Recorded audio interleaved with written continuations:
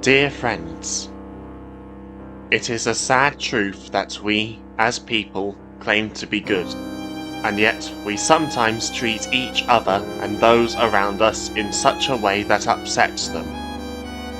Recently, Oliver and the small railway engines have witnessed the suffering experienced by many, and caused by either themselves or others.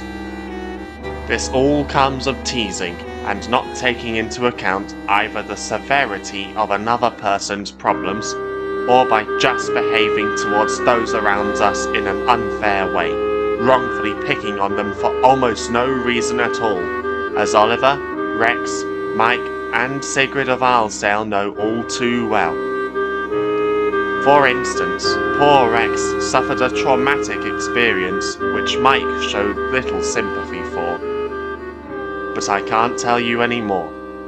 You must read on for yourselves. The author. Sad Little Engines. Written and read by TARDIS9. Based on the Railway series by the Reverend Wilbert Awdry.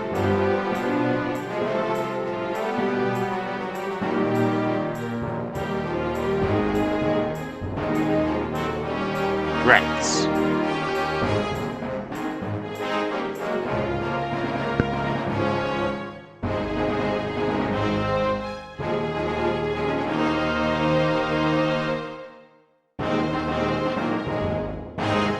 If one looked for a more hard-working and fun-loving engine on the Arlesdale Railway, they would be hard done by to find any engine more so than Rex. He loves almost nothing more than working hard and proving himself to be responsible, reliable, and really useful. Unfortunately, the only exception to this was teasing Mike whenever the latter became too boastful. Mike sometimes gets wound up by this and subsequently becomes even cockier than usual. However, there was one occasion when Rex had let this get to his smokebox. It began one sunny day, a few years after Jock arrived on the railway. He, Rex, Bert and Mike were in the shed, their fires lit and waiting for their drivers. I hope I'm not given any passengers today, grumbled Mike. Why? Are you getting too old to pull trains already? Asked Rex, grinning. What do you mean by that? Asked Mike. Well, you already lost a whistle. You'd better be careful, or your fire bars might collapse like the story Duck told me about Sir Handel.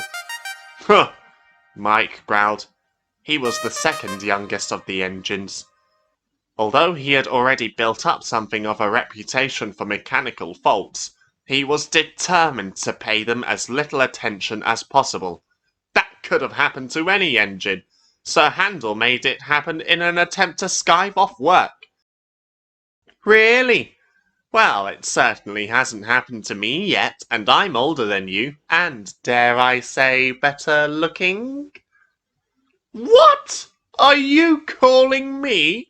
Mike's steam pressure rose, just as Rex's driver opened the door with orders for Rex to take the first passenger train of the day. It was just as well, because the language Mike was using amidst his cloud of steam was rather impolite. Mike only simmered down when Bert asked Jock if he had ever heard of the time Rex crashed into a tractor's trailer. Rex found the coaches in the sidings. Come along, come along, come along, he sang. Must keep time, must keep time, must keep time. Trick-trot, trick-trot, trick-trot, sang the coaches. We're coming along, we're coming along, we're coming along. Rex brought the coaches to the platform, where he met Oliver with the first train from the Little Western. The passengers chattered happily amongst themselves as they got out of Isabel and Dulcie and boarded Rex's coaches. Rex smiled as he saw them. They look to be in a good mood about something, he remarked. It's probably this good weather, agreed Oliver. I can only hope it's enough to keep them so. We've been having more delays than usual. Why's that? Asked Rex. Some of our passengers came in on Gordon's or Pip and Emma's expresses aboard Guaranteed Connections, Oliver explained. Unfortunately, Pip and Emma have been held up waiting for other trains at Barrow because of delays caused by crews going on strike for some reason. It really doesn't help with timekeeping. Just then, Rex's guard blew his whistle and waved his green flag. Speaking of which, Rex replied, it's time I was off. Goodbye. Rex was kept busy all day. The summer traffic, since it was the school holidays, was always one of the most busiest times for the Arlesdale Railway. Every day, he would take the visitors up the line to the top station. Then he would leave them for an hour to have their lunch while he fetched some ballast trucks from one of the quarries. Frank, who was helping Jock with the wool traffic, would then pick up the trucks and add them to his own train. Then, once he reached Arlesdale, he would shunt the wool trucks into a separate siding from the ballast trucks, before shunting the ballast trucks onto the chute, where they would be unloaded into the troublesome trucks below. Usually, everything ran safely and efficiently. But tonight, there would be trouble. That evening, Rex had to help fetch the last few loads of ballast down from the quarry.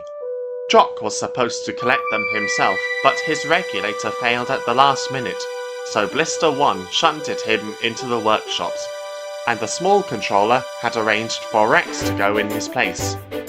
Rex didn't mind this. It's a nice change, he said. I don't usually get to see such a clear night as this. Usually I'm in the shed at this time, and Mike or one of the other engines gets this job. Rex found the trucks at the quarry, coupled up to them, and set off again for home. The trucks were bored.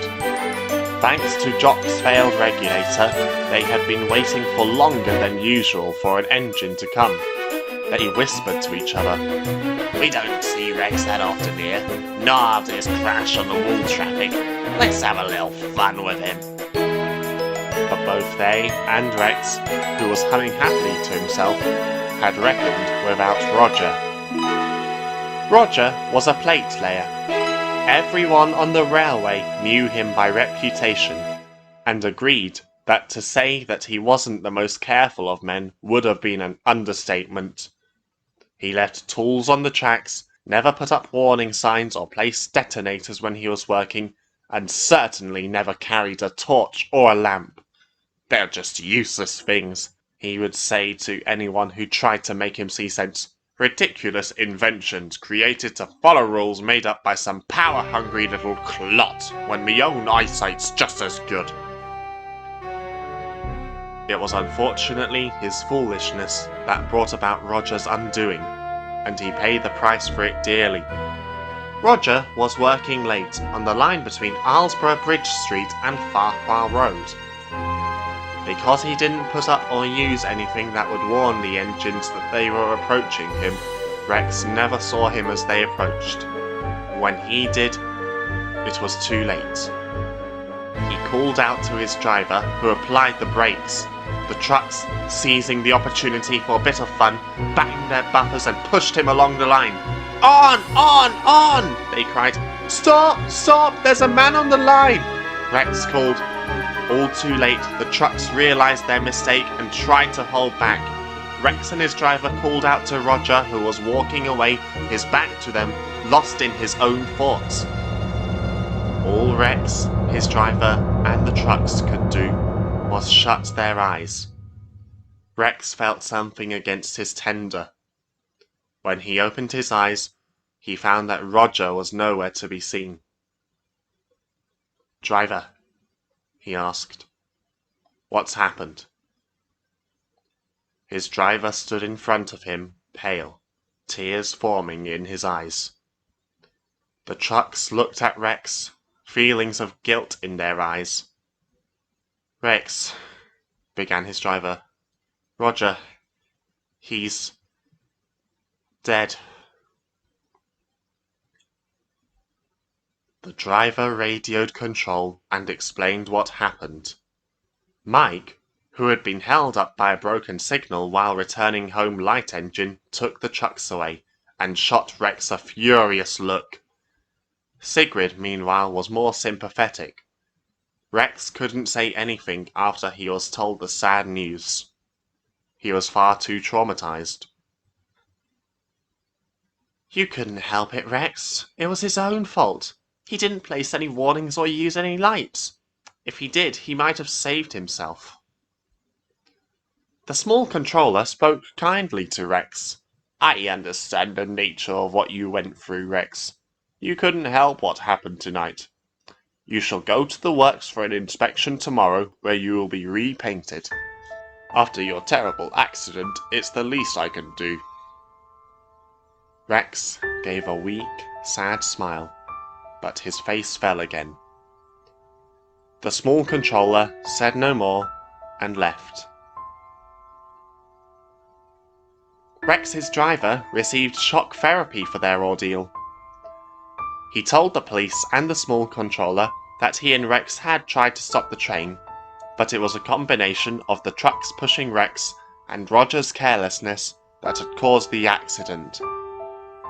The trucks sadly confirmed this and were left on an abandoned siding until they were taught to behave, while Rex's driver was cleared of all charges.